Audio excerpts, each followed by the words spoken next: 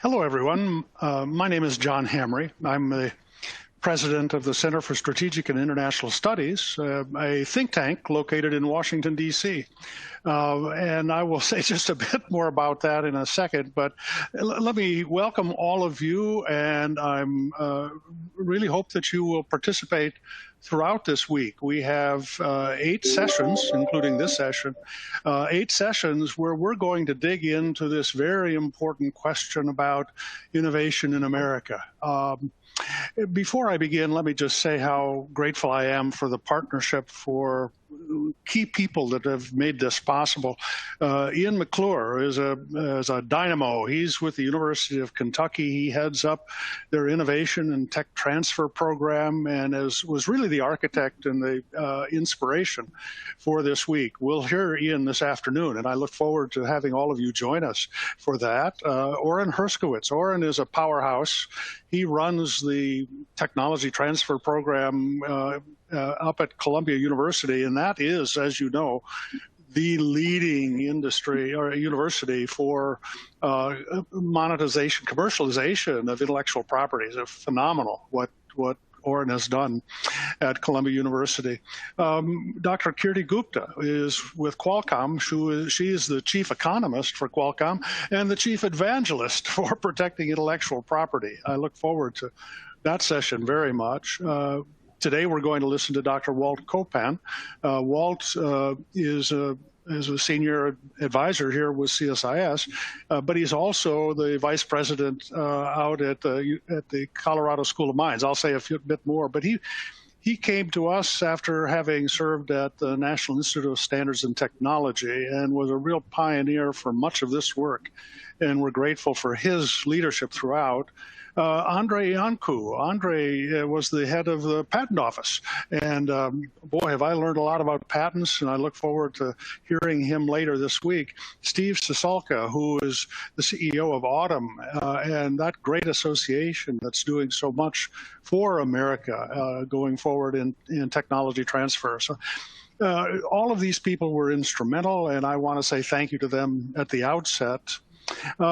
Very briefly, so why is a foreign policy and a defense think tank helping to coordinate a major conference on innovation and intellectual property, technology transfer, et cetera? Why? Well, I'll be very brief. We've had 5 epochs of American foreign policy, but we're now really profoundly in the 6th epoch. It's the 5th epoch was the Cold War, of course, but this epoch is a great commercial and technological competition.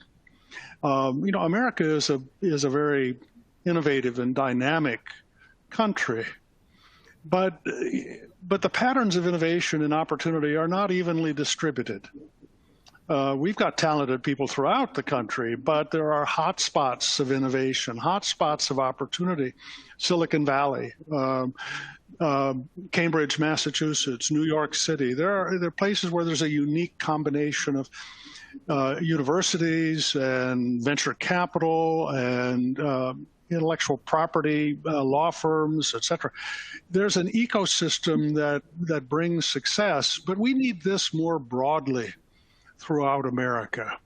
America is a country that's dividing. It's dividing into people that are working in fields that are booming into the future, the digital economy, and people that are working in fields that are more traditional. And there's a widening gap of opportunity, a widening gap of prosperity. That's not going to be good for this country.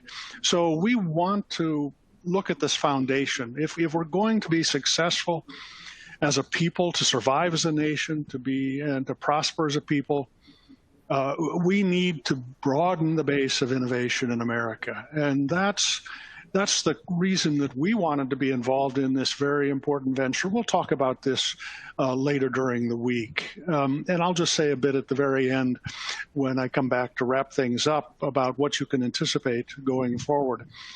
At this point, if I may, let me turn to President Capilouto. I want to say a great thank you to the University of Kentucky for being a tremendous partner for this effort.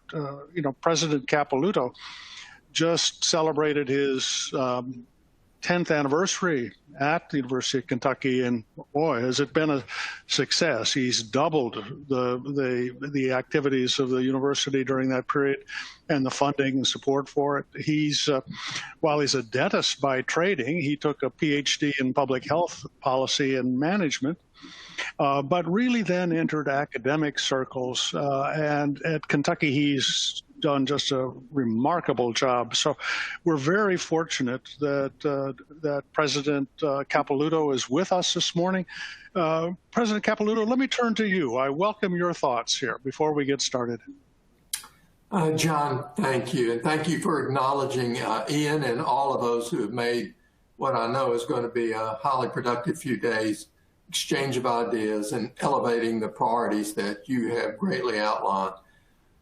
Innovation is at the center of all of our conversations today. It should be, certainly around national security.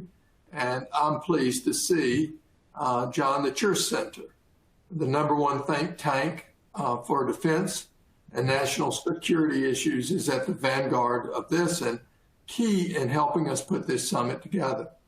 I'm also glad that the conversation around innovation has moved towards competitiveness and solving many of those problems you mentioned, John, where we thus far have concentrated these areas of innovation. We're focusing on something that is pro-United States, all of the United States, so that we can keep pace, and not just doing this in terms of a reaction to what China, other countries may be doing in the way of innovation. So that shift in perspective is going to be so important for us to collectively marshal the talents that I know are deep across this country. I was pleased, as I'm sure you were, to see the U.S. Innovation and Competitiveness Act pass the Senate in June, with more than $100 billion earmarked for investment in research, technology transfer, tech-based economic development, chip manufacturing capacity, supply chain, and other aspects of our technology and innovation economy. So universities from the beginning have certainly been at the core of the returns on this kind of investment. We're engines of research and innovation. We produce STEM talent. Intellectual property is rich, as you recognize. Startup companies and other forms of that innovation sustain our economic vitality. Research and development at the University of Kentucky has a direct and significant economic impact in our Commonwealth, often overlooked, so I want to share some numbers with you. In 2019, the University of Kentucky spent and earned the right to spend over $410 million on R&D. It generated over $750 million of economic activity or impact across our entire state. In our county alone, we were responsible for nearly 2,000 jobs. And when you look across the state in the scientific sector, over 4,500 jobs. Pretty good for a town of just over 300,000 individuals. And the recently passed legislation, widely viewed as instrumental to increase this competitiveness in the global economy, is designed to invest in the creation of our country's next technology hubs. And we feel like we're one of those that could be well positioned to be a leader and a partner. If you look at some other characteristics of our city and county, we were ranked 4th in the 2019 Brookings Institution report titled The Case for Growth Centers as a high potential technology hub. We have one of the highest densities of STEM talent in the country among regions with populations similar to ours, as I said, over 300,000. Lexington has the 5th highest number of PhDs in the STEM fields, per 100,000 people in the country. And over nearly 35% of our population has a bachelor's degree, which is second in the country for municipalities, regions of our size. So we are, right now, a smaller engine of discovery and innovation compared to some of the things you see around the country, but we are instrumental to and essential to our state. And I know there are other communities like ours across the country that are poised to be more significant players as we move that frontier of innovation. So it is going to be so important that our country recognizes research, innovation, capacity, and we recognize that it's going to be healthy to broaden the distribution of that innovation landscape to include locales like ours that I think are rich in talent and can optimize our growth. Further, it's important that we recognize the impact of policies that facilitate and strengthen intellectual property rights. And you're right, Ian's a dynamo, and he is broadening the opportunities in Kentucky for all the universities that may not have the centers that a typical university would have to facilitate this. But we need to do this all over the country to strengthen our intellectual property rights, our venture capital formation, and deployment of this talent so that all can benefit. So with having said this, I'm so excited that your leadership, John, and that of Ian and his partners has put together this summit. We are pleased to participate and support, and I am most optimistic about the progress we can make in our country that will address some of those things that too stubbornly keep us divided. Thank you very much.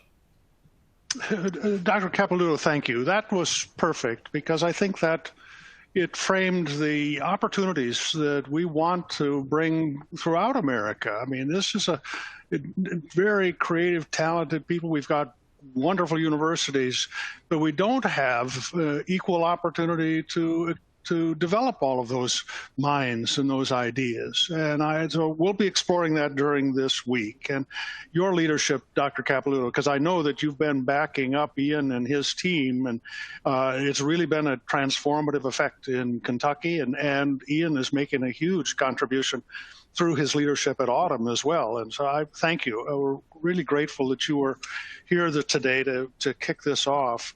And let me just say, when we talk about opportunity for stronger innovation, it's not just about geographical regions. It's also about communities of people that have not had equal opportunity in the past, Black and brown people that have not had the opportunity that others have had, and women.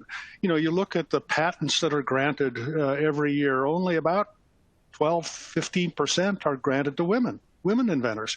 So we have a much larger agenda that we want to explore, and we'll do that this week. So again, thank you, Dr. Capilouto. Your comments were just perfect. At this point, I would like to turn to Dr. Walter Copan. Dr. Copan is the co-founder of this Renewing American Innovation project that we have here at CSIS. I first had the privilege to meet Dr. Copan when he was the Undersecretary of Commerce and the director of the National Institute of Standards and Technology, NIST. It's a gem. You know, I mean, America benefits more from GEM. I was a defense guy, Department of Defense guy, but America benefits more from that little gem called NIST than anything else we have in the federal government. And it's a real powerhouse, and Walt was a tremendous leader there. As the undersecretary and as the head of NIST, Walt was the principal advisor to the President of the United States on standards policy and on technology matters. Walt in 2002 was named the Laboratory Director of the Year by the U.S. Federal Laboratory Consortium. He was a strong and creative leader at NIST, and he's now a strong and creative leader for us in renewing American innovation. He's also working as the Vice President for Research and Tech Transfer at Colorado School of Mines. And so we're very fortunate that he is still giving us time for this very important initiative. He's my mentor, and I'm learning a lot from Walt. So Walt, let me turn to you. We're looking forward to your thoughts this morning. John, thanks so much. And thanks to the Center for Strategic and International Studies, together with our co-sponsors at UK Innovate and University of Kentucky. Thanks, President Capilouto, for your opening comments as well, right on the mark about the importance of regional innovation hubs. Columbia Technology Ventures, Columbia University, Orrin Herskowitz, a great friend and a leader in the world of intellectual property commercialization and ventures, and Autumn, formerly known as the Association of University Technology Managers. To all who are participating with us today and this week, thanks for joining in this important and timely series of conversations. We have outstanding speakers, thought leaders from government, academia, and industry across America's public and private sectors to address the topics of U.S. innovation competitiveness. As John mentioned in his opening remarks, we Americans are actually now looking to a renewed dream, a vision where every part of America, every American, every color and race and persuasion and gender, and every immigrant to these shores is enabled to participate fully in our innovation economy. Innovation drives competitiveness, high-value job creation, and enhances the standards of living for all Americans. This is not a pipe dream. The United States has all the necessary ingredients for renewing innovation and all of its outcomes, including growth and success for the greater good. We must remember as we start that innovation is defined as translating invention into impact. Innovation is about creating practical results that improve the economy, the quality and the standards of people's lives, their health, and ultimately contributing to improving the human condition, as well as the sustainability of the planet. So innovation is much more than great ideas and creativity, research and development. The journey to advance innovation is certainly more than looking to dramatically increase investments by the public and private sectors for science and technology and hoping for competitiveness to follow. Innovation competitiveness is underpinned by ensuring the ability to translate basic, applied, and use-inspired research into value for society. This is a time of dramatic change in our global competitive dynamics. And as John Hamre mentioned in his opening remarks, we are now in the sixth epoch of innovation and our history. And it is a time when innovation has been recognized as more important than ever for the future of the nation and the planet. By a series of measures and analysis reports from a wide range of sources in this nation and others, America's place as the leader in global innovation has slipped. This is a time when America needs to make some important changes, guided by wisdom and verifiable insights to make sure that we have the policies, legislation, and practices that will actually achieve our vision for better and more competitive nation with inclusive innovation for all to participate. This is the time when the administration has stated the importance of being guided by science. This should mean actually using the scientific method and credible, verifiable data and its analysis. So being guided by good science applies not only to the nation's response to COVID-19, but also to developing and implementing policies for the future of the country. Innovation policies should ensure the health and long-term vitality of the nation's innovation infrastructure. Applying the scientific method involves starting with a hypothesis and designing experiments that build on prior knowledge and insights that can test what will work best. It's a time of experimentation, new trials, new approaches for the nation. And what works in San Francisco or Boston may not work quite the same in Lexington, Kentucky or Peoria, Illinois, or Birmingham, Alabama, or in Golden, Colorado, where I currently am. This Innovation Competitiveness Summit will consider some essential ingredients: building regional innovation hubs and the catalytic role of use-inspired research, strengthening the foundations of intellectual property rights, and maximizing effectiveness in translating innovations to the economy and our society.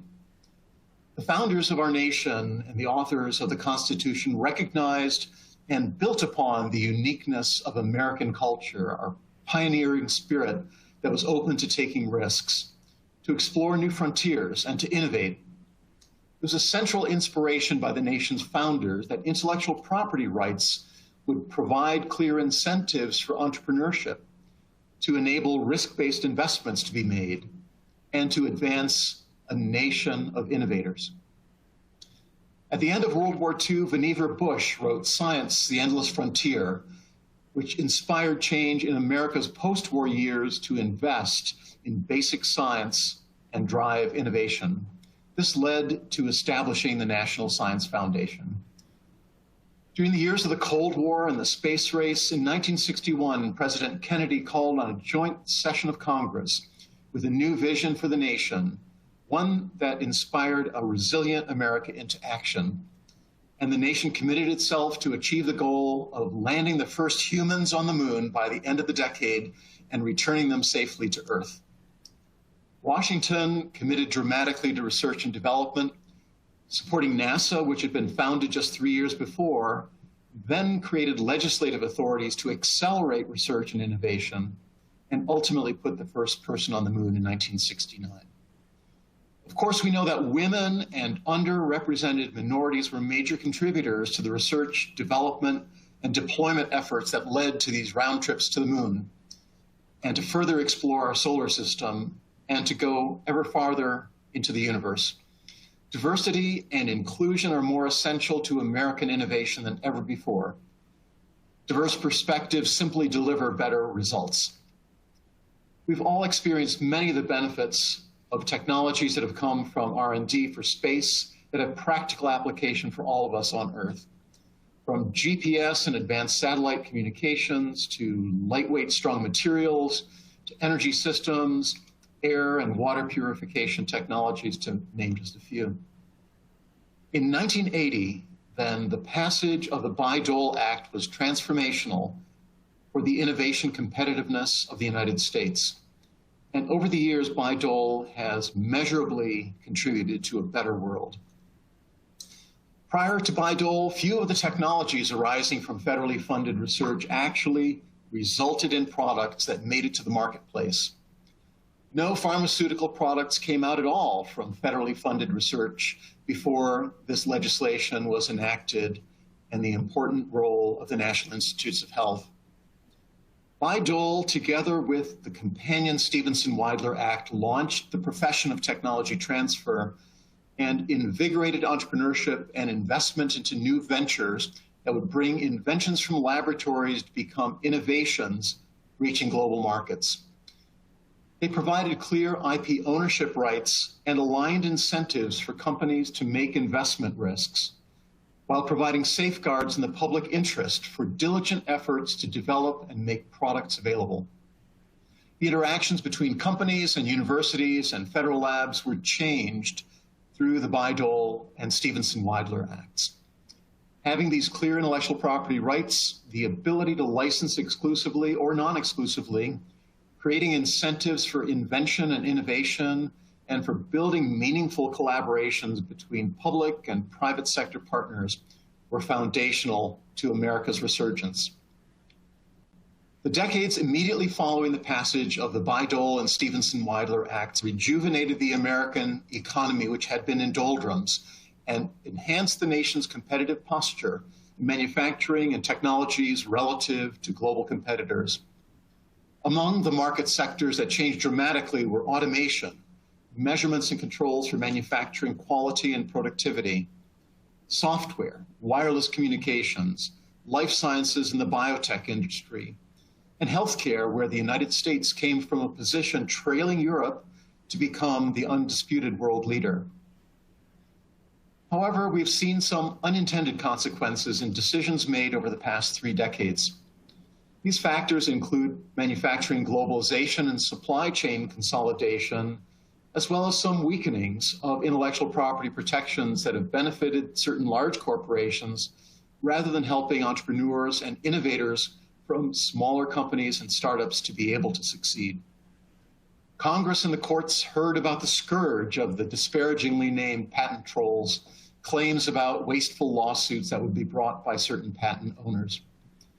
However, the resulting changes made to American IP protections in response have resulted in now well-documented collateral damage to technology entrepreneurs and innovators, investors, U.S. trade, and competitiveness. The concept of the U.S. as the nation of inventors and other parts of the world as sources of low-cost manufacturing took hold in corporate boardrooms during this period. The size of the U.S. manufacturing economy, manufacturing value add, and manufacturing jobs have slipped as a consequence. And with it, some previously vibrant regions of the United States have experienced economic declines. The areas have been through challenging periods as they seek ways to reinvigorate economically, especially now in the wake of COVID. Some regions of the nation have not yet been able to fully rebuild their economies for sustainable growth. And some actually fear future losses and being left behind due to autonomous vehicles and systems, industrial automation, applications of artificial intelligence, and productivity enhancement technologies. At the very time when the United States requires substantial productivity gains to compete globally, such concerns must be addressed positively. Many of these areas across America have access to universities and research institutes, our federal labs, and represent a workforce potential that holds great promise for the future of regional innovation economies. Multiple studies show that the United States lead in the percentage of the nation's economic output. The amount of GDP that's invested in science and technology has narrowed or have been overtaken relative to other nations.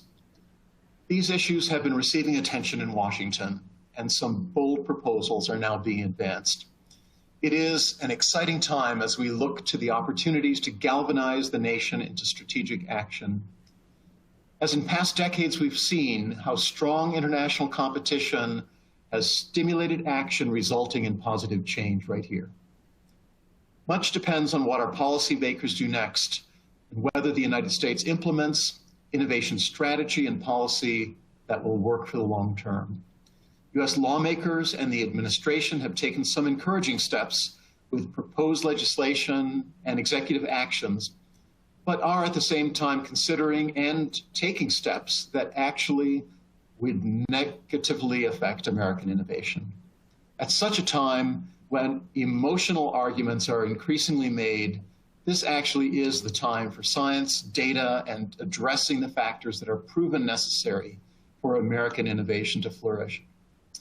As people want to get back to normal and just move on from the COVID era, many remain ignorant of just how far behind their country has fallen in critical measures and the risks that we now face. The United States had a wake-up call during this pandemic, sometimes finding empty store shelves and then lined up container vessels filled with imports outside the shipping ports to this nation. Stark indicators of America's supply chain vulnerability.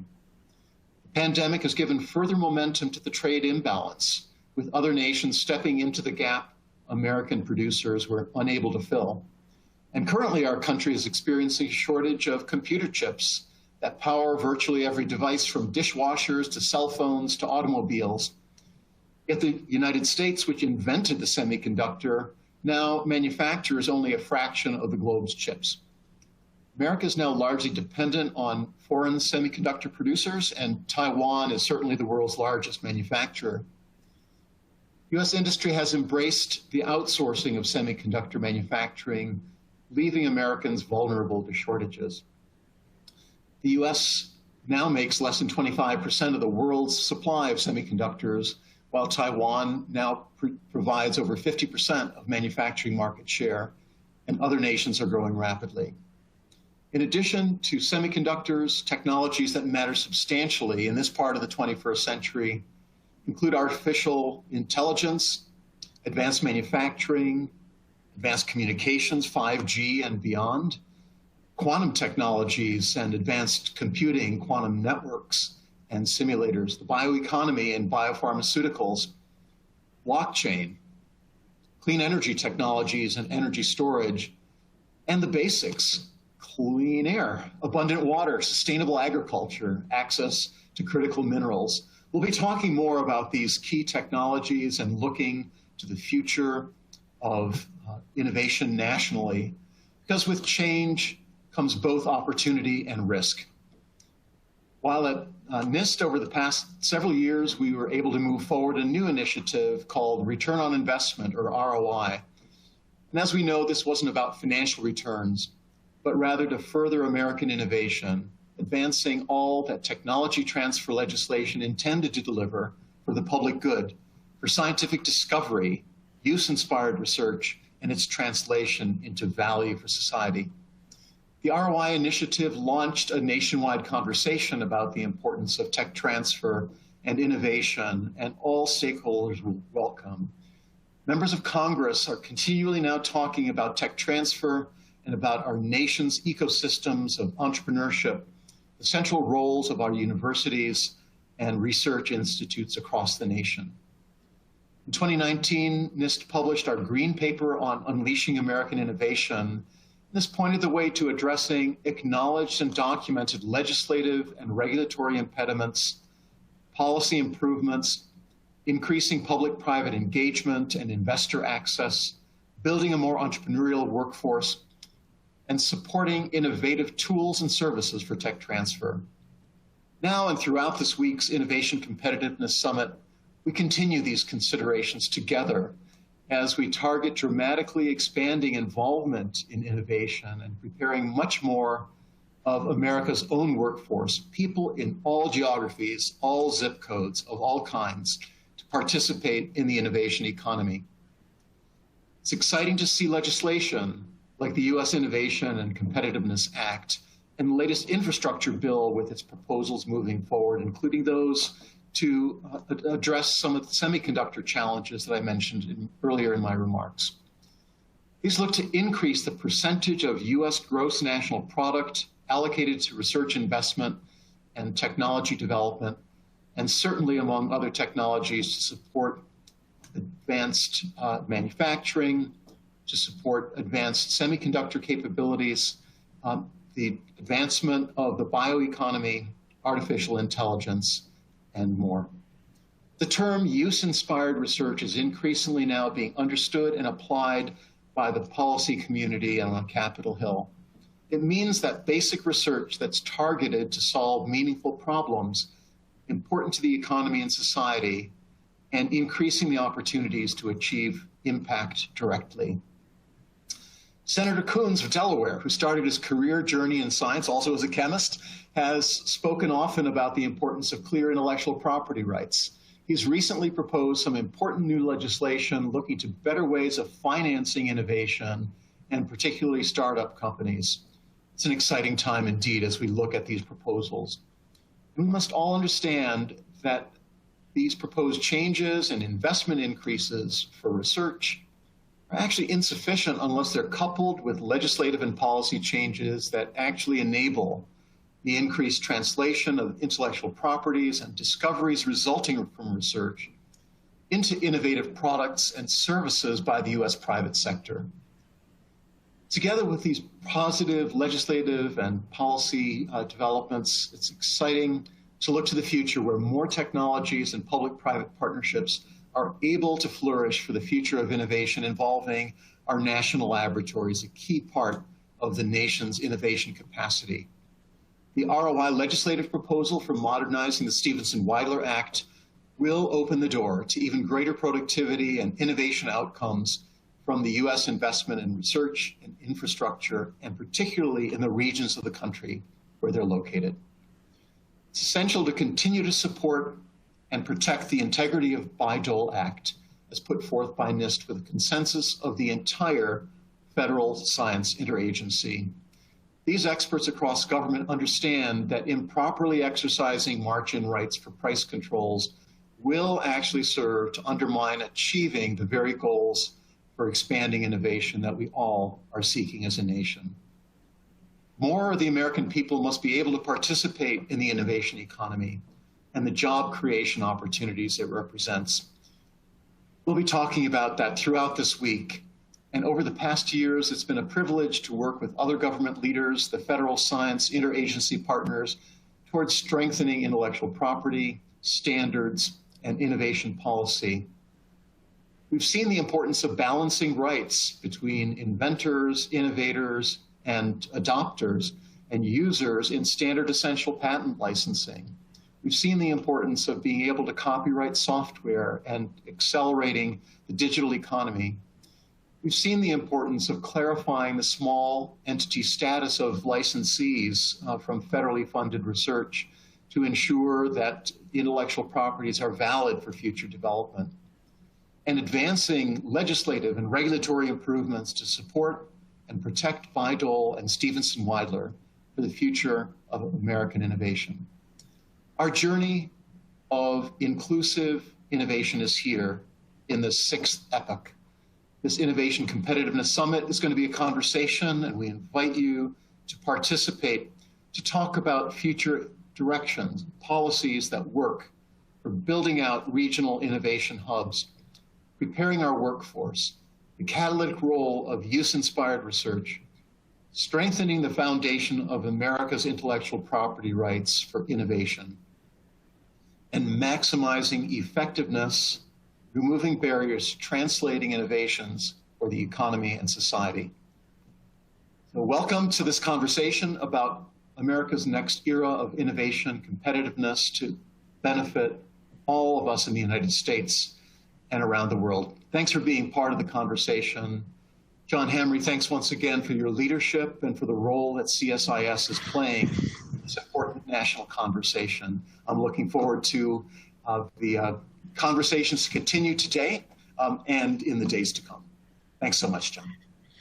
Walt, thank you. And Walt, well, we've got just a few minutes before we turn to hear Governor Beshear, but let me just ask, if I may, a couple of questions. And by the way, everyone who's out listening to us, we welcome your questions. I mean, we won't necessarily have time to address everything real time, but we will try to get back. And of course, we're going to learn from all of you by the questions you're asking and the thoughts you're sharing with us. So please do. We're going to be building a proceedings record. One of the reasons that we're using this particular platform is it's easier for us to build a proceedings record. That'll be available to everybody. And so we look forward to your questions, your thoughts. But Walt, if I may, let me just ask, and I'll paraphrase these because some of them are rather elaborately constructed. But, you know, the question is about where we're heading on standards setting and standards development. There's the U.S. Competition and Innovation Act talks about international standards development.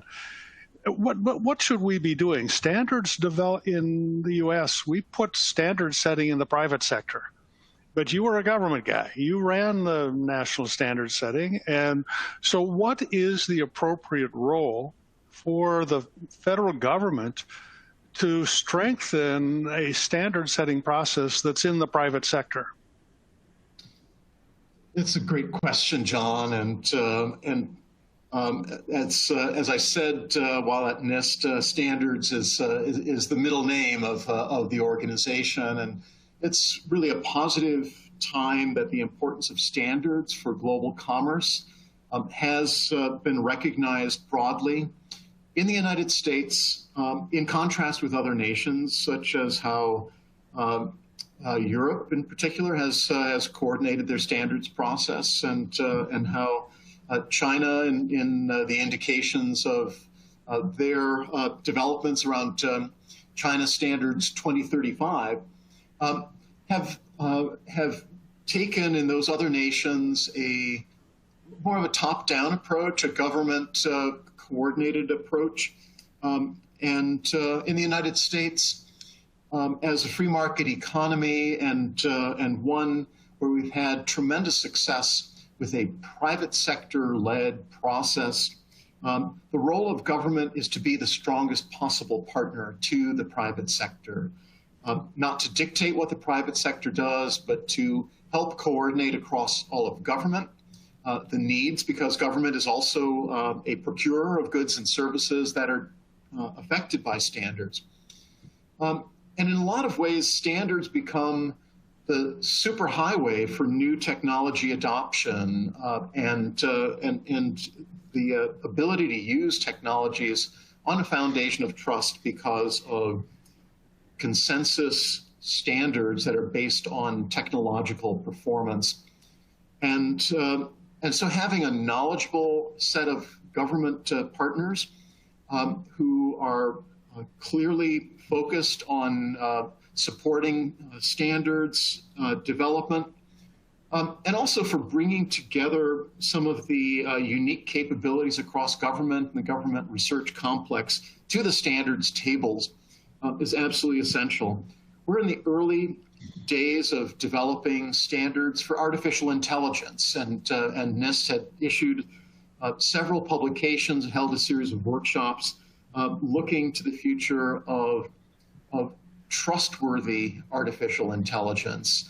And so to translate something such as desired ethical outcomes with the use of AI, government can be a very strong partner in working with industry to provide the kind of understanding of technical performance in a way that brings together all of the diverse capabilities across the government sector in support of the private sector-led process.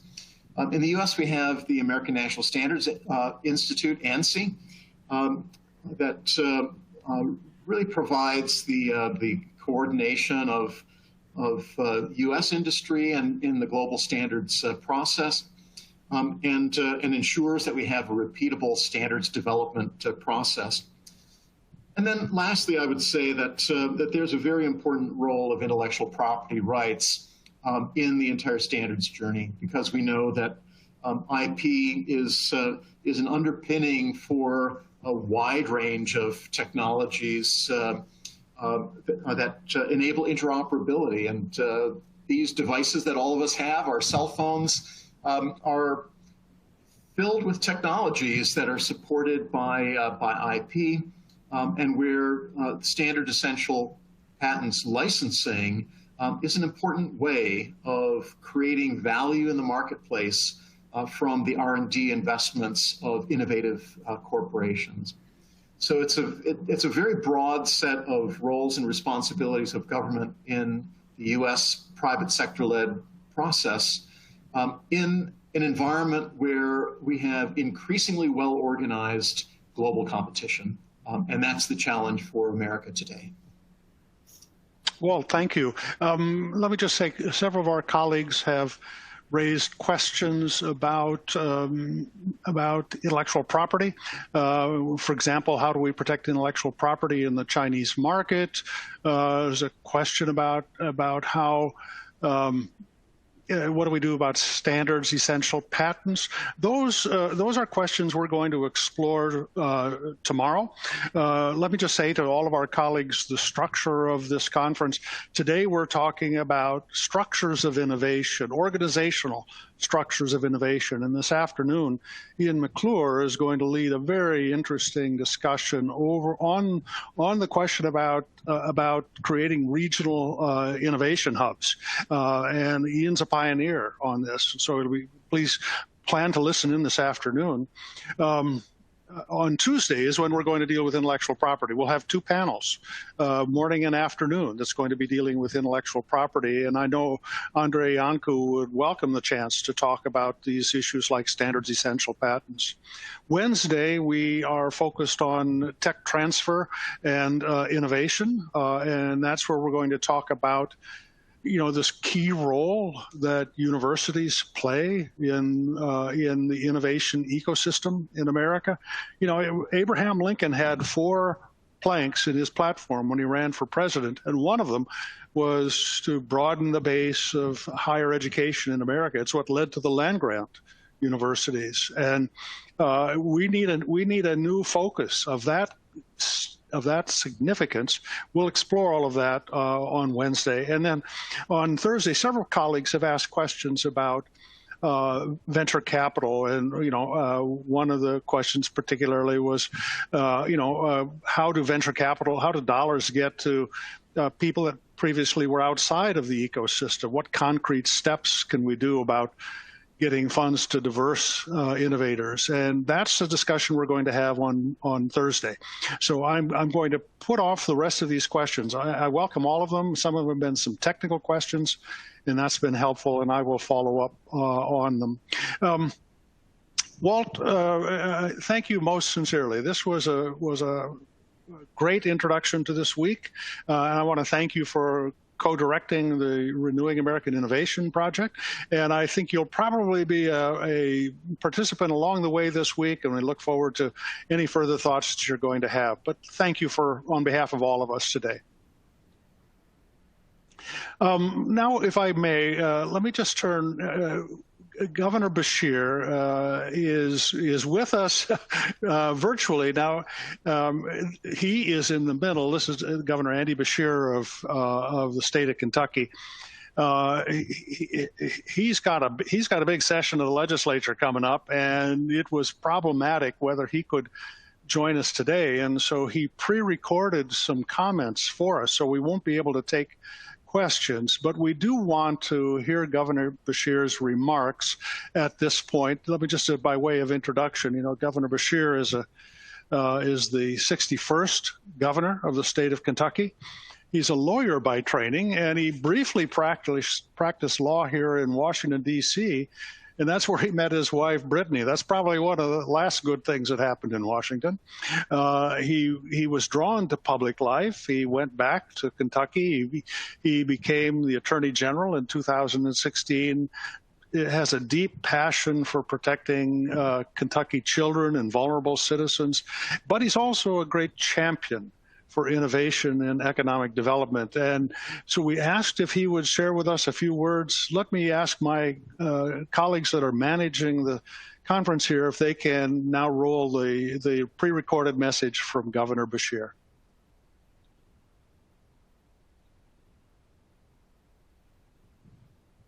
It's my pleasure to welcome CSIS and its partners from around the country to the U.S. Innovation and Competitiveness Summit. Kentucky is proud to be a partner for this event through UK Innovate at the University of Kentucky and Ian McClure chairing Autumn this year. It is wonderful to join with such a diverse group of experts and leaders from across the country, including Dr. John Hamre, the CEO and president of CSIS, current and former judges, government leaders, and heads of industry such as Steve Case, who has long supported efforts to spur growth throughout the Midwest innovation ecosystem through his Rise of the Rest initiative. I truly believe our future depends on our ability to develop and expand high-paying jobs found within innovation sectors and to attract and support entrepreneurs and innovators who want to build and grow companies. The COVID-19 pandemic has highlighted the importance of a strong innovation and research sector. Here in Kentucky, many of our companies develop solutions to the critical issues we face, especially at the start of the crisis. Our bourbon community came together rapidly to become one of the largest producers of hand sanitizer in the region. And our research institutions collaborated to develop critical PPE alternatives at a time when our healthcare workers desperately needed them, but the supply was limited.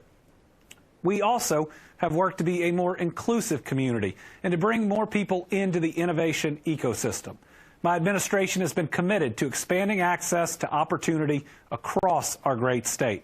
An example of this work is our work in January 2020, right after I took office, to develop a program for childcare at entrepreneurial training and networking events so that more people could access these sessions and participate in these experiences. We believe it's investments like these that make our economy and our workforce stronger. And right now, despite the challenges of the pandemic, Kentucky's economy is surging ahead. In Kentucky, our future is now. To keep that momentum going and to further strengthen our regional and national economy, we must focus on critical areas being addressed here today. These areas include developing regional industry clusters to promote and drive innovation, improving our intellectual property policies, expanding university research and technology transfer opportunities, and increase our venture capital community and invest in our startups. Increased collaboration between government and the private sector, as well as our education partners and our business community, is the key to achieving success in all of these areas. I'm proud of the progress that Kentucky has already made, from establishing programs for youth entrepreneurship and industry support to creating matching fund opportunities and investing in education. We are working to lay the groundwork for success. This is very apparent within our agritech industry as we work to make Kentucky the agritech capital of America and one day the world. We're seeing this sector of our economy growing all over the state. We got Alltech, a global agritech leader headquartered in Nicholasville. Plus, there's AppHarvest, our newest publicly traded company headquartered in Moorhead, with other facilities coming online in Richmond and Berea and even more in the works. They're also one of our partners in a landmark deal with the Dutch government that is fostering international cooperation and investment. There's also Kentucky Fresh Harvest in Lincoln County and the Agrovoltaics Farm at Murray State University. Stellar Plants also in Nicholasville, and West Kentucky Aquaponics in Benton and Black Soil in Lexington. From leafy greens to cherry tomatoes, these companies are helping to ensure our communities have access to fresh, locally grown products all year round, and all their efforts are fueled by innovation. We are poised for success as a new innovation hub within the U.S. Louisville and Lexington are the central cities in a 250-mile radius innovation region connecting 7 high-growth centers as identified by Brookings and 9 R1 research universities, all within a 3-hour drive. There's no other city outside of New York, Boston, Philadelphia, and San Francisco that can have the same research resources within such a short drive.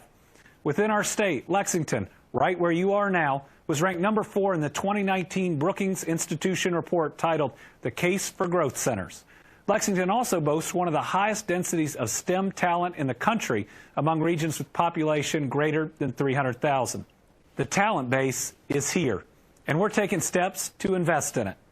In 2020, we launched Kentucky Commercialization Ventures, a nationally recognized and awarded organization designed to harness the power of all our public institutions of higher learning, including the community and technical colleges, so that we can build a statewide tech transfer office and support university commercialization efforts.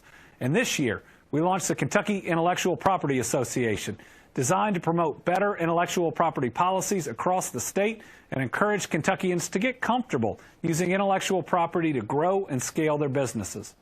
Kentucky remains a hub for logistics, manufacturing, and metals.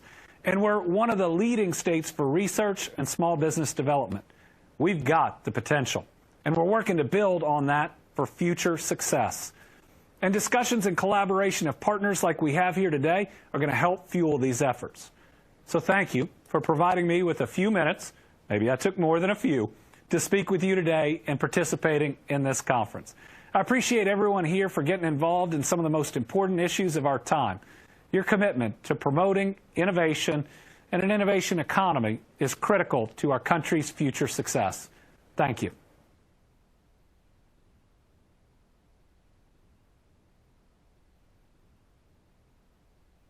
From his schedule to share with us his thoughts and what he's been doing in Kentucky. It's impressive. I think there are other states that are doing the same thing. We're going to explore this in greater depth this afternoon, and I really do hope people will dial in. Our session this afternoon is at 2 p.m. Eastern time. Please do join us. In the very few minutes we have left, I would like to address one question that was posed to me personally, and it was from a colleague who he said, you mentioned the widening gap in prosperity. Are you calling for common prosperity? That word common prosperity is in quotes. Well, anytime I see a phrase that's in quotes like that, I know there's some kind of a political agenda behind it, and I don't know the politics of that expression. So if I may just share my own personal view about why I think this is so important. I go back to the words in the Declaration of Independence, in the second paragraph of the Declaration of Independence. It says, we hold these truths, I'm reading them here, my little copy. We hold these truths to be self-evident, that all people are created equal. Now, the original wording was, we hold these truths to be self-evident, that all men are created equal. And of course, back then, that's what they meant. Back at the founding Constitutional Congress, they really only were talking about men being involved. But the spirit of American democracy cannot be contained by that narrow concept. It wasn't that men were created people, it was that all people were created equal. And that includes brown people, black people, white people, women, men. I mean, all of us were created equal. Not all of us have equal opportunity. Now, it isn't our responsibility to give everybody equal outcomes, but it is our responsibility to try to provide as broadly based equal opportunity for everybody to blossom in America. And that's the goal of this conversation today. Our shared opportunities, and they are shared opportunities, not outcomes, but shared opportunities, really do depend on quality government and the government helping to protect an intellectual property system that's vital so that we can do good and we can do well at the same time. We're going to explore all of these issues this week. Please do plan to join us for the next 7 sessions. We've got 7 very interesting conference topics to explore. All of them have superb speakers and panelists, and it's going to be a very interesting week. Thank you for joining us. We're at the front end of this. I'm going to keep track of all of the excellent questions we receive. We'll try to get back on most of it. And again, the conference record is going to be open and available, and we'd ask you to add to it. Share with us some things that you see are important pieces of knowledge we all could use to develop broader innovation across America. Thank you for the time this morning, and we look forward to seeing you this afternoon at 2 p.m. Eastern. Thank you, everyone.